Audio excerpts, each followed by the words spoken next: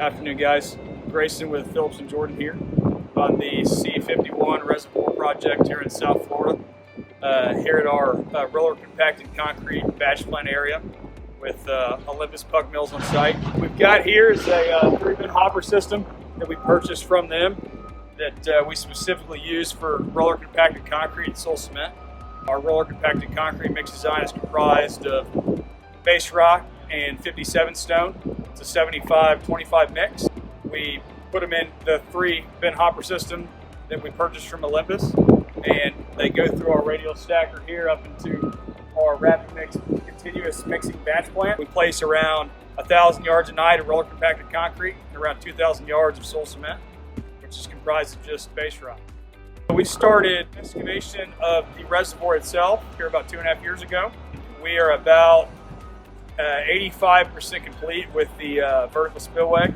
It is the only vertical RCC gravity dam in Florida, which is what most of the reservoir perimeters are comprised of. We've got a big gated control structure that has a twin shaft tunnel running from one reservoir to the other that the South Florida Water Management District can let water in and out of. The canals, whether that's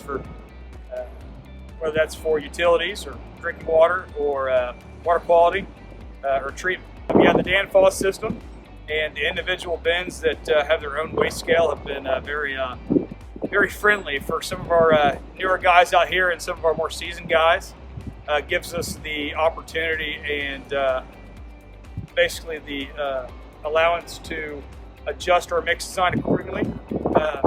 As you may all know, concrete's never perfect, and the aggregates are sometimes more wet more often than not whenever we do our burn-offs and gather our specific gravities and moistures and things like that. So adjusting the material proportions and the recipe throughout the night as we continue to place is very easy with the Danfoss system.